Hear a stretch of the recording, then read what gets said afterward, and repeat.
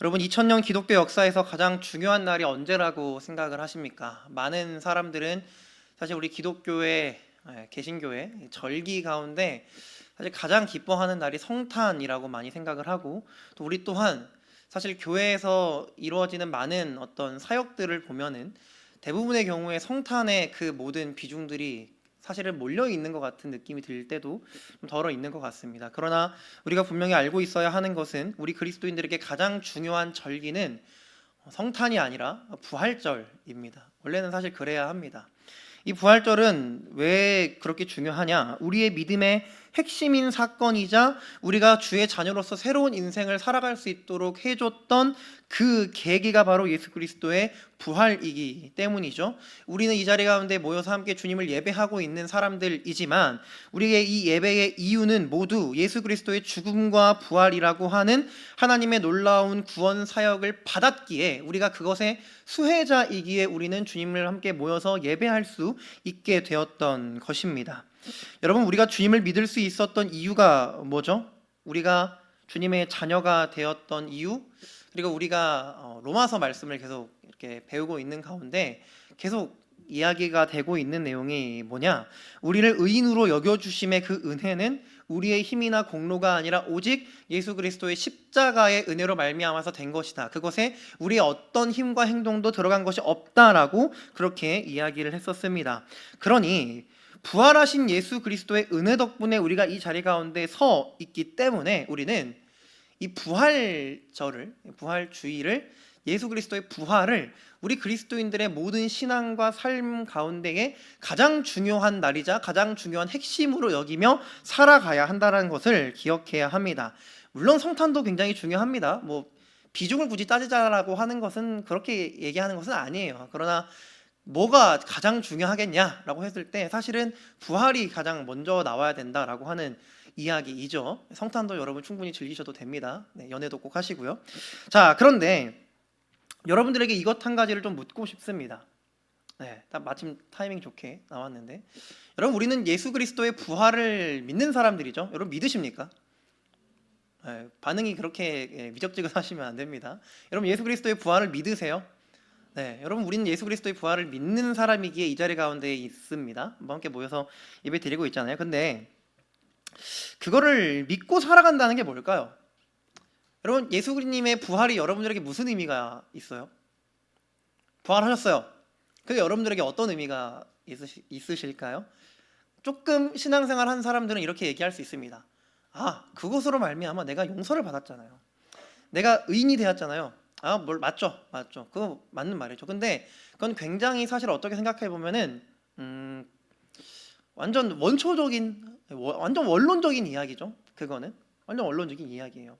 여러분, 우리는 또 교회에서는 어떤 부활에 대해서 어떻게 얘기하냐면, 부활은 우리의 삶의 중심이고 우리 그리스도인들은 그 부활을 의지하고 힘입어서 살아가야 한다라고 교회에서는 항상 얘기하고 가르칩니다. 한 번쯤은 이런 표현들을 저와 여러분 모두가 들어봤을 거예요. 근데 그러면 그 부활을 의지하고 산다는 게 뭐예요?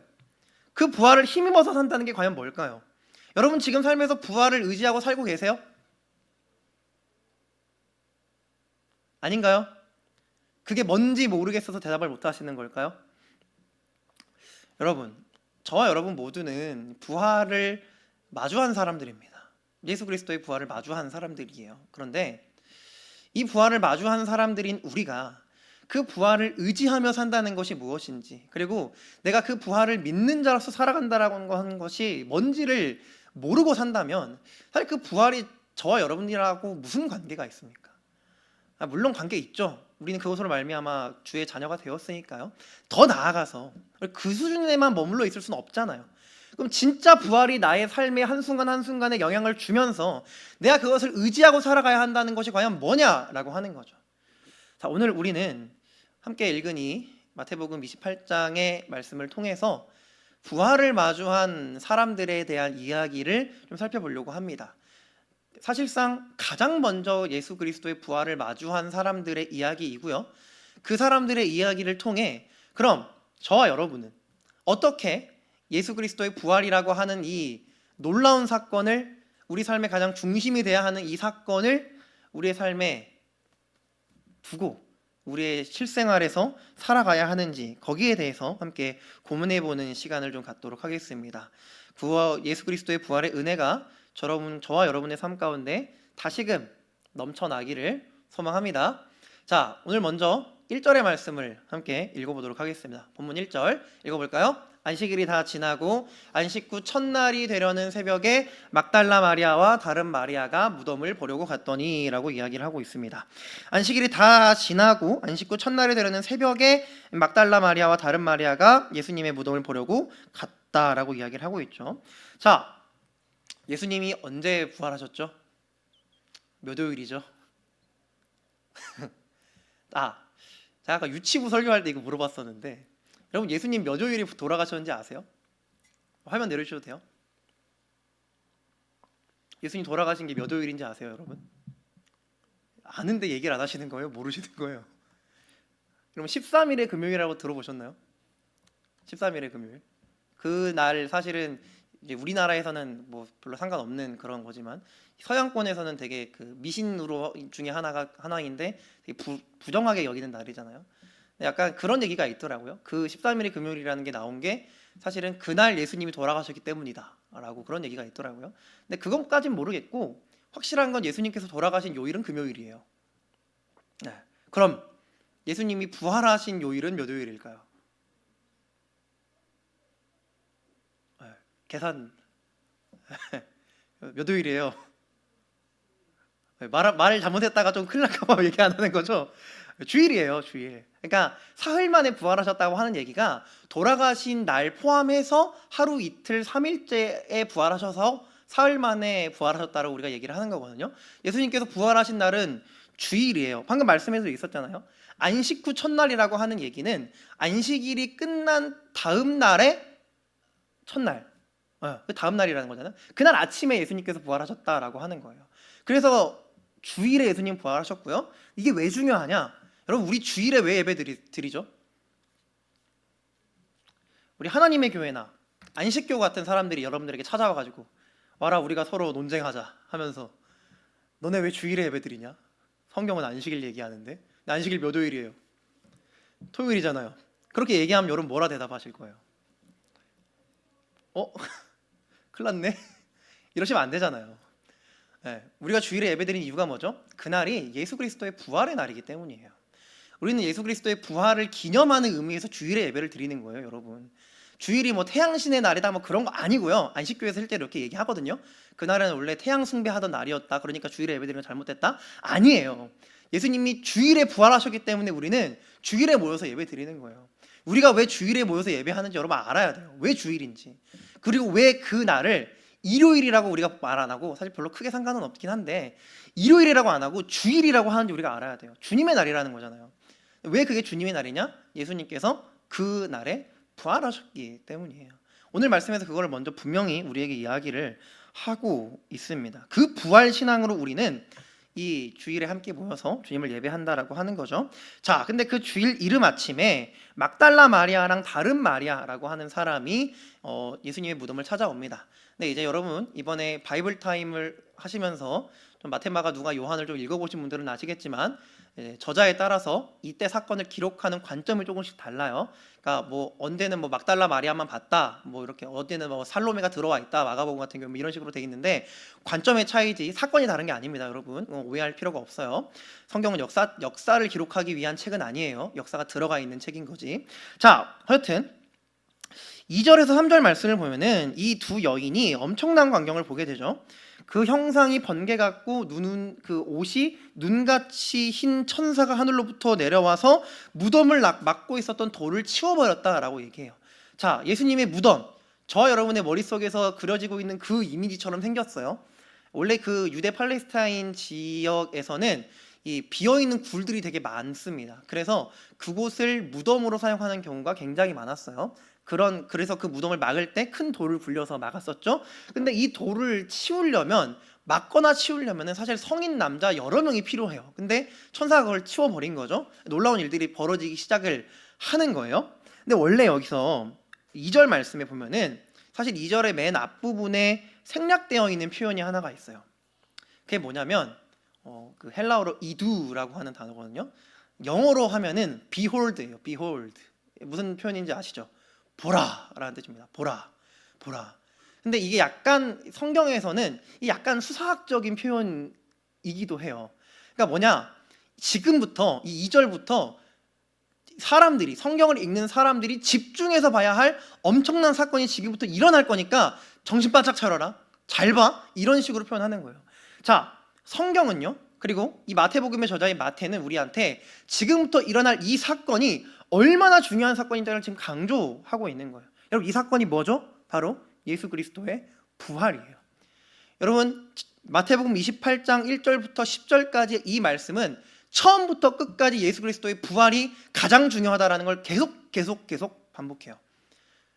이 말씀을 들으면서, 이 말씀을 우리가 바라보면서 그 부활이 정말로 중요하구나, 그게 우리의 삶 가운데 정말 중요한 사건이고 하는 것을 계속해서 생각하면서 이 말씀을 여러분들의 마음판 가운데 새기셔야 한다라고 하는 거죠. 자, 이 천사는 문을 열어버리고, 그리고 이후에 이 여인들에게 세상 만물이 고대하고 바라고 있던 놀라운 구원의 사건을 선언을 합니다. 어떤 표현을 했느냐? 오늘 본문 6절과 7절 말씀인데요. 6절, 7절에서 이렇게 얘기를 해요. 천사가 한 얘기죠. 그가 여기 계시지 않고, 막달라 마리아랑 마리아한테 한 얘기입니다. 그가 말씀하시던 대로 살아나셨느니라. 와서 그가 누우셨던 곳을 보라. 또 빨리 가서 그의 제자들에게 이르되 그가 죽은 자 가운데서 살아나셨고 너희보다 먼저 갈릴리로 가시나니 거기서 너희가 배우리라 하라. 보라, 내가 너희에게 일렀느니라 라고 이렇게 이야기를 하고 있습니다. 자, 여기서 살아나셨다라고 하는 표현이 6절과 7절에 각각 한 번씩 등장을 합니다. 살아나셨다가 말씀하신 대로 살아나셨다, 그가 죽은 자 가운데서 살아나셨다라고 하는 표현이요.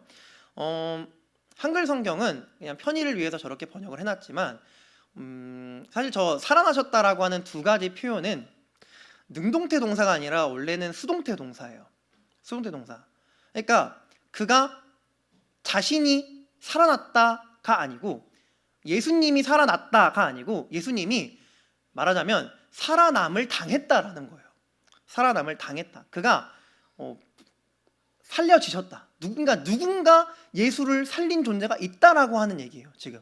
근데 오늘 본문에서는 그게 누군지 얘기하고 있지는 않거든요. 몰라요.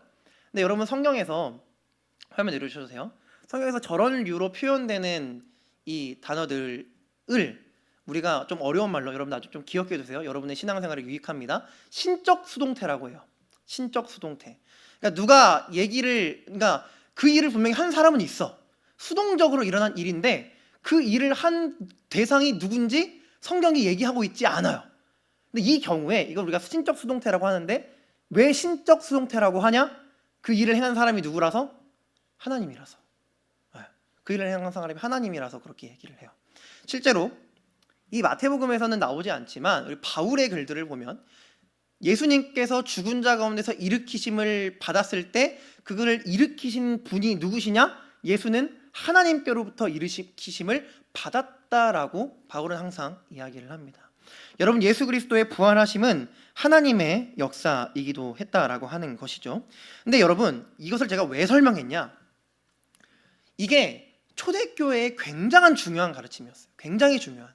우리는 사실은 우리 교회라고 하는 것은 기본적으로 이 초대교회에서 시작이 된 거죠. 교회는 기본적으로. 그렇죠. 그런데 예수께서 죽은 자 가운데서 하나님에 의하여서 일으키심을 받았다라고 하는 이 한 가지 문장, 이 한 문장이요, 초대교회의 굉장히 핵심적인 가르침이었고요, 굉장히 기본적인 가르침이었고요, 오늘날까지 우리 교회가 믿고 살아가야 되는 교회의 핵심 진리가 바로 예수께서 죽은 자 가운데서 하나님에 의하여서 일으키심을 받았다라고 하는 이 한 문장이에요. 여러분, 여기서 우리가 예수의 부활을 힘입어 살아가야 한다라고 하는 것에 한 가지 모습이 좀 등장을 하게 됩니다. 여러분, 초대교회 성도들의 삶에 대해서 조금 알고 계시나요? 초대교회 성도들의 삶에 대해서 보통 우리가 역사적으로 그 초대교회를 언제까지 초대교회라고 하냐면은 그 실제 역사에서 콘스탄틴 대제에 의해서 이 기독교가 공인됐던 때 있죠. 그게 아마 제가 기억하기로는 주 313년일 텐데 그때까지를 초대교회라고 해요. 그 시간까지를. 그러니까 약 300년의 시간이거든요. 근데 이 초대교회 사람들이 어떻게 살아가는지 여러분 아세요? 지금 우리처럼 살진 않았겠죠. 이 시기에는 이 기독교가 공인되기 전까지는 교회를 향한 정말 수없이 많은 박해들이 있었습니다. 아마 지난주에 목장 모임 하시면서 뭐 그런 얘기를 아마 들으셨을 것 같은데, 그때 당시 있었던 저한테 굉장히 충격적이었던 이 박해의 방법 중에 하나가 뭐였냐면 그 인간 가로등. 지난주 혹시 목장님들 통해서 설명을 들으셨는지 모르겠어요. 사람을 밀랍이나 기름에 담가놔요. 그 다음에 밤에 이 나무에 달아가지고 불을 붙여놔요. 그렇게 밤새도록 타거든요. 그러니까 로마의 밤거리를 비추는 가로등으로 사람을 쓴 건데, 그 사람들이 어떤 사람들이 있냐? 초대교회 그리스도인들이었어요. 여러분, 이게 다예요? 아니에요. 콜로세움, 로마 사람들의 눈요깃거리로 수많은 그리스도인들이 짐승에 먹혀서 죽임을 당했고, 십자가에 매달려서 죽임을 당했고, 목이 잘려 순교했어요. 근데 여러분, 그런 생각을 해봐야 돼요. 뭐냐? 왜 그 사람들은 그렇게까지 했을까요? 나의 형제가, 나의 가족이, 방금 전까지, 조금 전까지, 어제까지만 해도 나와 함께 예배했던 나의 교회 안에 나의 형제와 자매가 저 로마의 밤거리를 비추는 인간 가로등이 돼서 불타오르고 있는 그 장면을 보고서도 왜 이 초대교회 그리스도인들은 그들의 신앙과 믿음을 놓지를 않았을까요? 사람이 사람을, 서로가 서로를 배신하고 팔아치우는 그런 심각한 초대교회의 분위기 속에서 왜 우리의 신앙의 선배들은 자신들의 믿음을 지켜냈을까요? 여러분뿐만 아니에요. 우리나라에 선교사님들이 들어와서 복음을 전할 때 그 선교사님들은 왜 이 먼 땅까지 와가지고 주님의 복음을 전하며 죽어가셨을까요? 여러분, 양화진 가보신 분들은 보신 적이 있을 거예요. 거기 가면은 그 묘비에 좀 작은 묘비들이 모여 있는데, 그 묘비에 사람 이름이 안 적혀져 있는 묘비들이 있어요. 그 보신 적 있으신지 모르겠는데, 요즘 그 묘비 누구 묘비인지 아세요, 여러분? 혹시 가보신 분들? 되게 작은 그 비석들이 꽂혀 있는데 한 곳에 모여 있거든요. 근데 비석에 이름이 안 써져 있어요. 그 누구 묘비인지 아세요? 모르시나요? 선교사님들 자녀들 묘비거든요. 그게 태어나자마자 죽은 자녀들 묘비예요. 그러니까 이름을 받지 못하고 죽은 거예요. 왜 그 사람들은 이 먼 타국까지 와서 복음을 전하면서 그런 희생과 눈물을 감수하면서까지 자신들의 이 사명, 복음 전하기를 멈추지 않았다고 여러분 왜 그렇게 생각하세요? 다 이 부활 때문이에요. 그 모든 게 다 이 부활 때문이라고요. 예수님께서, 돌아가신 예수님께서, 십자가에 매달려 돌아가신 그 예수 그리스도를 하나님이 죽은 자 가운데서 일으키셨다라고 하는 이 부활의 사건이, 이 부활의 소식이, 이것이 진리이고 사실이기 때문에 우리의 신앙의 선배들은 어떤 상황과 어떤 환경 속에서도 예수 그리스도를 믿기를 멈추지 않았으며, 주님을 따르기를 멈추지 않았으며, 주께서 그들에게 주었던 그 사명, 예수 그리스도의 부활의 소식을 전하는 복음 전도의 사역을 멈추지를 않았던 거예요. 어떤 일이, 어떤 상황이 그들의 삶 가운데 찾아온다고 해도 부활을 전하기를 멈추지 않았어요. 부활하신 예수 그리스도를 믿기를 주저하지 않았어요. 왜? 이 부활이 사실이니까. 예수 그리스도의 부활은 진리니까. 진짜 이 일이 일어났으니까. 이 사람들이 바보예요? 아니에요. 왜 그들이 이걸 믿어요? 만약 여러분 그 예수 그리스도의 부활의 사실이 진짜가 아니라면 이 자리 가운데서 예배하고 있는 저와 여러분 다 바보들이에요. 의미 없이 그 귀한 일주일 중에 하루라고 하는 그 긴 시간을 엄한 데 갖다 버리는 바보들이에요. 하지만 그게 아니잖아요. 우리의 신앙의 선배들, 그 믿음과 신앙을 지켜가기 위해서 자신들의 목숨을 내어놓았던 그 우리의 신앙의 선조들은 이 예수 그리스도의 부활이라고 하는, 하나님께서 우리 주 예수 그리스도를 죽은 자 가운데서 일으키셨다라고 하는 그 부활의 진리로 믿고 사실로 받으며 그들의 믿음과 신앙을 지키며 살아갔다라고 하는 것입니다. 사랑하는 청년 여러분, 주님의 부활에 힘을 입어서 살아간다라고 하는 것은요, 우리 교회와 그리스도인들의 삶의 이 중심, 우리가 살아가야 하는 그 삶의 모든 목적, 그것에 예수 그리스도의 부활이 있다라고 하는 사실을 마음에 믿고 살아간다라는 것을 의미해요. 여러분, 예수 그리스도의 부활은 진짜입니다. 예수 그리스도의 부활은 사실이에요. 예수 그리스도의 부활은 진짜 그냥 저 맨날 어떤 누군가가 만들어낸 이야기가 아니라 많은 사람들이, 수많은 사람들이 지금까지도 자신들의 목숨을 버려가면서 자신들의 생명을 걸고 있는 진짜 진리이며 사실이라는 거예요. 여러분, 저와 여러분들의 삶은요, 그 예수 그리스도의 부활이라고 하는 것을 진짜 사실이라고 믿는 믿음으로 살아가야 한다라고 하는 것입니다. 멀리 있는 얘기라고 생각하지 마세요. 그냥 난 그냥 교회 다니고 있으니까, 오늘 그냥 부활절이라고 하니까, 나 그냥 교회에서 생활하고 있는 사람이니까, 부활이고 뭐고 교회 생활이 재밌고 좋아서 저와 여러분이 그리스도인인 게 아니에요. 우리는 예수의 부활을 진짜라고 믿기 때문에 그리스도인인 거예요. 예수의 부활이 정말 저와 여러분들의 삶 가운데 진짜로 의미 있는 하나의 사건이기 때문에 우리는 예수를 믿고 살아간다라고 이야기를 하는 거예요. 여러분, 부활이 여러분과 아무 의미가 없다면, 예수 그리스도의 부활에 대한 믿음이 여러분 안에 아무런 영향을 주지 못한다면, 여러분, 저와 여러분들은 그리스도인이 아닙니다. 여러분, 부활을 힘입어 살아간다라고 하는 것, 그것은 그 예수의 부활이 비록 2000년 전에 일어난 나는 보지도 못했던 그 사건이지만 그것이 진짜라고 하는 믿음의 확신을 가지고 우리의 신앙의 선배들이, 믿음의 조상들이 그 사실을 믿고 지금까지 살아왔다라고 하는 것을 우리가 말씀을 통해, 수많은 이들의 역사를 통해 발견해 왔으니, 주님, 그것은 나도 그 사실을 마주한 사람 중에 하나입니다. 나 또한 예수의 부활을 마주한 사람입니다. 나 또한 예수 그리스도의 부활을 진짜라고 믿고 살아가고 있는 사람입니다 라고 하는 사실을 진짜로 여러분들의 삶 속에 품고, 나와 전혀 관련 없는 사건이 아니라 진짜 나의 삶에 영향을 주는 사건이라고 하는 사실이라고 하는 것을 생각하며 살아가는 것이 바로 예수 그리스도의 부활을 믿고 살아가는 사람의 삶이라고 하는 것입니다. 사랑하는 청년 여러분, 여러분 진짜 예수 그리스도의 부활을 믿으십니까? 예수 그리스도의 부활이 여러분의 마음 가운데, 여러분의 삶 가운데 진짜 사실로 받아들여지십니까? 그렇다면 여러분들은 그리스도인입니다. 그렇다면 여러분들은 부활을 힘입어 살아가는 사람들이에요. 여러분, 이 말씀을 통해 저와 여러분들이 부활과 상관없는 사람이 아니라 진짜 예수 그리스도의 부활이 우리의 삶 가운데 영향이 있고 능력이 있고 진짜 일어난 사건으로서 받아들여질 수 있는 그 믿음이 여러분들에게 가득히 넘치시기를 주님의 이름으로 축복합니다.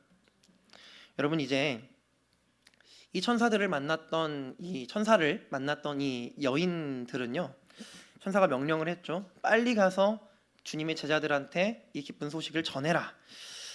자, 이 부활의 소식을 알리려고 이 여인들은 달려가기 시작을 합니다. 자, 근데 그 여인들의 모습을 오늘 본문이 이렇게 이야기를 하고 있어요. 본문 8절의 말씀인데요, 그 여자들이 무서움과 큰 기쁨으로 빨리 무덤을 떠나 제자들에게 알리려고 다름질을 했다라고 그렇게 이야기를 합니다. 근데 모순적인 표현이 있어요. 뭐죠? 제가 노란색으로 해놨는데, 여자들이 무서워했대요. 근데 기뻐했대요. 이상한 표현이죠, 그렇죠? 무서워하면서 어떻게 기뻐할 수가 있어요? 뭐 조금 무섭다가 조금 있다가 그 무서움이 해결되고 기쁨이 찾아왔다라고 하는 뜻일까요? 여러분, 여기서만 보면은 사실 이제 무서움과 큰 기쁨이라고 하는 것이 정확하게는 저 여인들의 무서움이라고 하는 게 얼마나 큰 무서움이었는지 우리가 좀 감이 좀 안 오거든요. 근데 같은 말씀을 하고 있는 마가복음 16장 8절 말씀을 보면은 이것에 대해서 이렇게 표현을 하고 있어요. 마가복음 16장 8절 함께 읽어볼까요? 여자들이 몹시 놀라 떨며,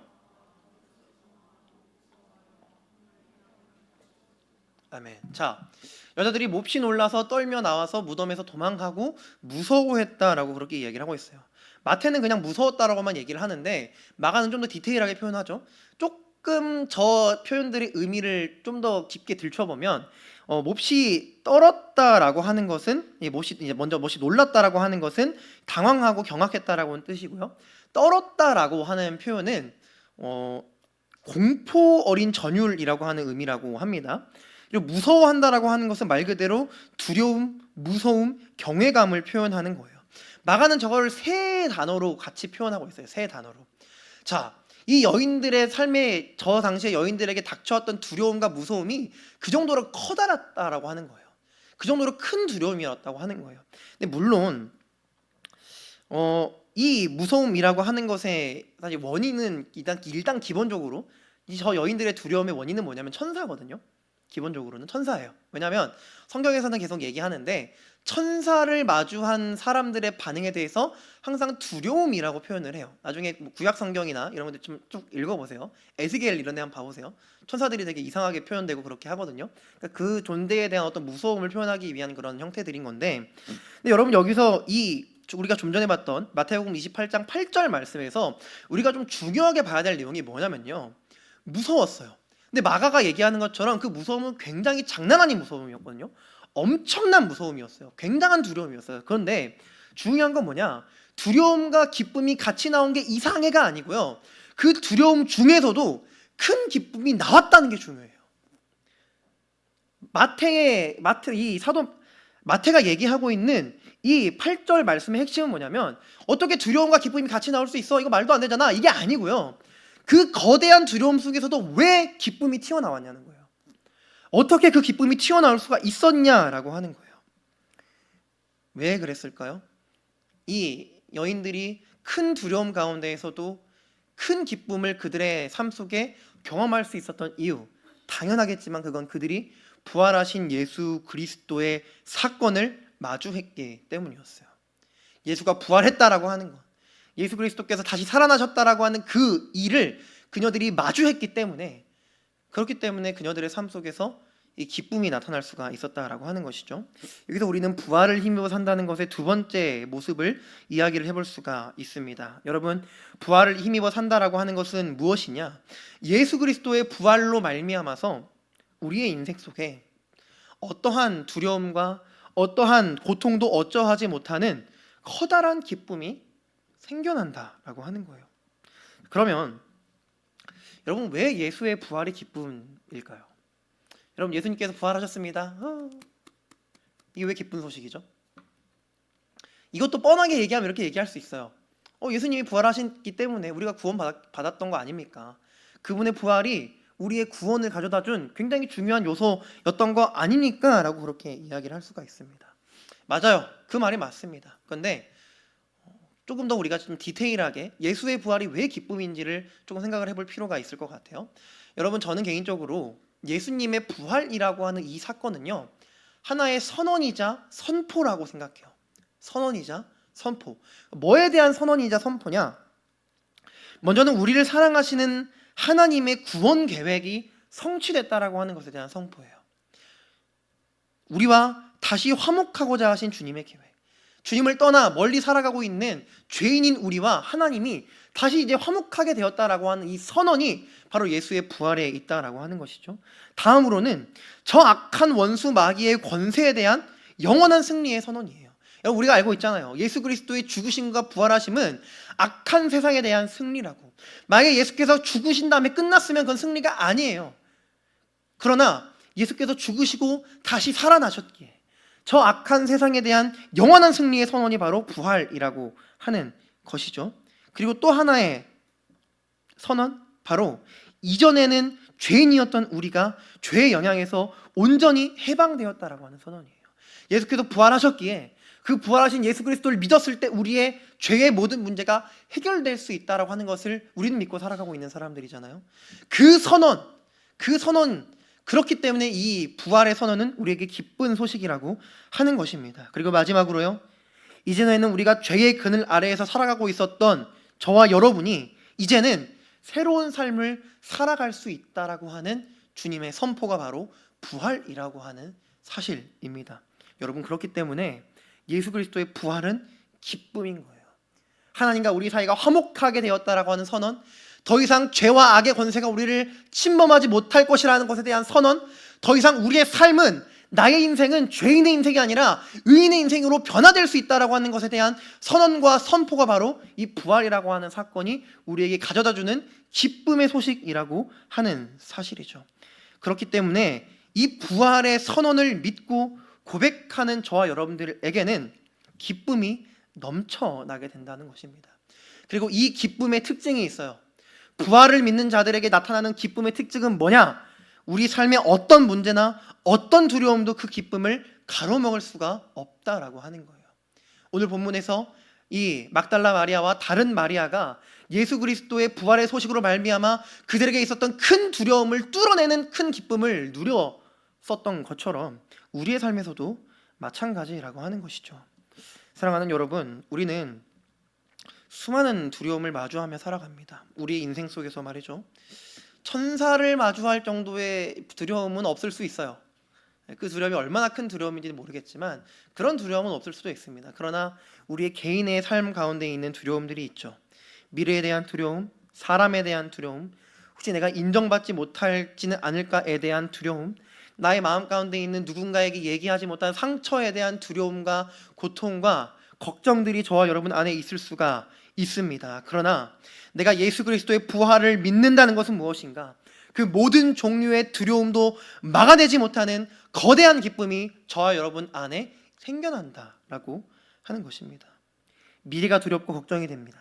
사람이, 인정이, 상처가, 많은 것들이 우리의 삶을 두렵게 만들어요. 그러나 나는 부활하신 예수 그리스도로 말미암아 하나님과 화목하게 된 그리스도인이요, 하나님께서 사랑하셔서 의인으로 삼아주신 주님의 백성이요, 그를 의지하여 변화된 삶을 살아갈 수 있게 변화된 주님의 자녀라고 하는 사실을 우리가 믿고 있다면, 그 예수 그리스도의 부활로 말미암아 우리가 그런 존재로 달라졌다라고 하는 사실을 저와 여러분들이 믿고 알고 있다면, 나의 삶의 두려움은 결코 우리를 넘어뜨릴 수도, 결코 우리의 삶이 우리의 기쁨을 가로막을 수도 없게 된다라고 하는 것입니다. 여러분, 이런 제가 말한 이 내용을요, 저 개인적으로는 굉장히 한 문장으로 굉장히 잘 표현한 문장이 하나 있습니다. 어떤 꽤 유명한 목사님이 하신 표현인데요. 화면을 한번 보여주실까요? 부활은 먼 옛날 일어난 정적인 사건이 아니라 오늘 내게 힘을 주고 오늘 내가 살아가야 할 근거가 된다라고 하는 말이에요. 부활은 먼 옛날 일어난, 그냥 그때 일어나고 말았던 사건이 아니라 오늘 저와 여러분들이 살아갈 힘을 주는 것이 바로 부활이고, 오늘 내가 살아가야 하는 근거와 이유를 부여하는 것이 부활이라고 하는 거예요. 왜? 부활은 우리가 하나님의 자녀가 되었다라고 하는 선언이고, 부활은 우리가 변화된 사람이 되었다라고 하는 선포이기 때문에 이제는 내가 다르게 살아갈 수 있고, 이제는 내가 주님의 자녀로서 기쁨을 가지고 살아갈 수 있다라고 하는 것의 선포이기에, 그 부활을 믿고 의지하며 살아가는 사람들에게 부활은 힘이 되고, 부활은 삶의 근거이자 이유가 된다라고 하는 것입니다. 사랑하는 청년 여러분, 때로는 두려움이, 문제가, 어려움이, 고통이 우리를 걸고 넘어진다고 하더라도, 여러분, 이미 부활하신 예수 그리스도는 십자가 위에서 그 모든 악한 것들을 다 이기신 분이신 줄을 믿으시기를 소망합니다. 그것은 결코 저와 여러분들의 삶을 무너뜨릴 수 없다라고 하는 사실을 기억하는 저와 여러분이 되기를 소망합니다. 이게 부활이 우리의 삶에 주는 너무나도 중요한 의미이자, 부활을 믿고 그것을 힘입어 살아가는 사람들의 삶에서 나타나야 하는 반응이라고 하는 사실을 믿으시는 저와 여러분이 되기를 축복합니다. 여러분, 이제 말씀을 좀 마무리할 건데요, 제가 좀 잘 웃지도 않고 좀 빡세게 좀 얘기를 했습니다. 지금까지 중요해서 그래요. 이해해 주시고요. 우리가 좀 예수 그리스도의 부활의 사건에 대해서 가볍게 여기지 않고 조금 진지하고 진중한 마음으로 이것을 좀 받았으면 좋겠다는 마음으로 조금 말을 좀 몰아쳤습니다. 그런데 아직 끝나지 않았습니다. 마지막으로 이 말씀을 마무리하면서 이 부활을 힘입어 살아가는 우리의 삶 가운데 우리가 좀 실천해야 하는, 좀 정확하게는 조금 더 우리가 디테일하게 좀 적용할 수 있을 만한 삶의 권면이 한 가지가 있어서 여러분들에게 좀 그 권면을 드리고 말씀을 나누고 좀 맺고자 합니다. 여러분, 이어지는 28장 9절과 10절 말씀에서 예수님께서 여인들에게 나타나시죠. 여인들이 예수님을 만나요. 부활하신 예수님을 만나게 되는데 천사와 동일한 명령을 다시 한번 하십니다. 가서 나의 형제들에게, 제자들에 대한 표현인데요. 가서 나의 형제들에게 나의 부활에 대한 소식을 전해라, 뭐 이런 얘기를 다시 한번 하십니다. 부활의 소식을 전해야 한다라고 하는 사명이 여인들에게, 이 막달라 마리아와 마리아에게 이제 그 사명이 주어진 거예요. 자, 근데 여러분, 부활의 소식을 전해야 한다는 사명, 이거 두 글자로 뭐라고 할까요? 부활의 소식을 전해야 한다라고 하는 사명 두 글자로. 우리 이따가 이거 할 거예요. 네, 전도라고 합니다. 부활의 소식을 전해야 한다라고 하는 사명은 전도예요. 그러니까 조금 바꿔 말하면요, 지금 이 여인들은 전도해야 하는 사명을 갖고 있는 거예요. 지금 전도의 사명을 가지고 지금 이 길을, 제자들에게 향하는 길을 달려가야 되는 건데, 여러분 저는 여기서 되게 재밌는 게 뭐냐면 그 길 가운데 두려움이 있어요. 그렇죠? 물론 이 두려움은 기본적으로 천사 때문에 생긴 두려움이지만, 전도를 향해 달려나가는 그 두려움의 길, 그 길 가운데 두려움이 있다라고 한다라고 하는 거예요. 여러분 그런 생각 여인들이 하지 않았을까요? 과연 이걸 저 사람들이 믿어줄까? 과연 이 제자들이 예수님의 부활의 소식을 믿을까라고 하는 생각. 여러분 이게 있을 법한 일인 게요. 왜 그러냐면 이 당시에 여인의 증언은 증언으로서의 효력이 없어요. 네, 여러분 그 자매분들 상처받지 마세요. 그냥 이때 일이에요. 성경은 절대 그렇지 않습니다. 근데 이때 당시 문화는 여인의 증언은 몇 명이 있든지 법정적이나 실제로 중요한 효력이 없는 증언이에요. 그러니까 사실은 뭐냐면 이 두 여인이 제자들한테 가서 우리가 이걸 봤어요, 예수님 부활하셨어요 얘기해봤자 안 믿으면 그만인 일인 거예요. 네, 사실은. 그러니까 이 여인들 입장에서는 이 부활의 소식을 전한다라고 하는 게 조금 부담스러울 수 있는 일이라는 거예요. 걱정이 될 수, 충분히 걱정이 되고 두려움이 있을 수 있는 일이라고 하는 거예요. 정신 나간 소리라고 여기면 어떡하지? 사람들이 안 믿어주면 어떡하지? 그런 고민과 걱정이 그녀들에게 분명히 있었을 거라고요. 근데 여러분 생각해 보세요. 여러분 우리 조금 이따 나가서 전도할 건데, 부활절이니까 전도할 건데, 여러분 개인적으로도 전도하시잖아요. 태신자 작정했고 이제 그 태신자 교회에 데려오려고 여러분 각자의 삶에서 노력하셔야 될 거 아니에요. 근데 안 두려우세요? 여러분 저는 기본적으로 전도는 무서운 일이라고 생각해요. 왜 그러냐? 여러분 우리 마음에 포는 태신자들을 전도해야 하는데 교회 가자라고, 같이 교회 가자라고 하는 말 한마디 하기 망설여지신 경험 한 번도 없으세요? 나랑 같이 교회 가면 가자. 우리 이번 주 이런 거 하는데 교회 가자 라고 하는 이 문장 하나 얘기하기 어려웠던 경험 여러분 혹시 있지 않으세요? 왜 그게 어렵죠? 왜 그게 근심이 되죠? 괜히 저 사람이 나를 이상하게 생각하면 어떡하지? 요즘 교회에 대한 인식도 안 좋은데 괜히 그러면 어떡하지? 관계가 무너지면 어떡하지? 좀 나를 비상식적이고 비정상적이고 좀 이상한 거에 빠져 사는 좀 사람이라고 생각해서 이전과 나를 다르게 대하면 어떡하지? 라고 하는 그런 두려움과 근심이 여러분 안에 있어 보지 않으셨어요? 전도할 때? 그렇지 않나요? 여러분 사실 거기까지 안 가도 돼요. 조금 있다가 우리 계란 들고 가서 전도할 거잖아요? 모르는 사람한테 계란 한 번 주면서 예수님 믿으세요 라고 하는 말 한마디 안 떨어질 수 있어요. 예수님 부활하셨어요 라고 하는 이 문장 하나 얘기하는 게 안 될 수도 있다고요. 가서 계란 하나 주는 걸 어려워하는 사람들도 있어요. 그게 두렵고 떨려서. 여러분 전도는 무서워요. 무서운 일인 것 같아요. 우리한테 두려움을 주는 일인 것 같아요. 근데 그런 두려움이, 우리에게 있는 그 전도에 대한 두려움, 그런 우리들에게 주님은 오늘 말씀을 통해 무슨 얘기를 하시냐? 두려워하지 마라, 용기를 내라, 부활하신 예수 그리스도를 마주하며 주님을 마주한 큰 기쁨이 너희 안에 샘솟을 때 너희는 가서 나의 부활의 소식을 전하는 사명을 완수할 수 있다라고 우리에게 여러분 말씀하시는 거예요. 여인들은 실제로 부활하신 주님을 만났죠. 그리고 이 부활하신 주님을 전하러 가는 그들의 발걸음은 누구보다 가볍고 신났을 거예요. 왜? 이제는 부활하신 주님을 만남으로 말미암은 큰 기쁨이 그들 안에 샘솟았기 때문이죠. 여러분 물론 때로 흔들릴 때도 있을 겁니다. 우리도 이걸 알지만 실제로 이따가 가서 계란 줄 때 여러분 그냥 계란 주고 쭈뼛쭈뼛 하시면 안 돼요. 예수님 믿으세요? 예수님 부활하셨습니다. 이 표현 정확하게 하셔야 돼요. 그런데 이거 하기 이따 가서 이 말씀 듣고 가서 해도 어려울 수도 있어요. 근데 여러분 너무 걱정하지 마세요. 괜찮아요. 그럴 수 있어요. 때로 우리 안에 부활에 대한 기쁨에 대한 감격이 옅어져서 기쁨보다 두려움이 더 크게 느껴지는 상황도 분명히 생길 거예요. 그렇다면 마지막으로요, 여러분, 이 한 가지 말씀을 좀 기억해 보는 게 어떨까요? 마태복음 28장은 마태복음의 마지막 장입니다. 그리고 그 마태복음 28장의 가장 마지막에 있는 19절과 20절, 우리가 너무나도 잘 알고 있는 말씀, 이 두 구절의 말씀 우리 한 목소리로 읽어볼까요? 그러므로 너희는 가서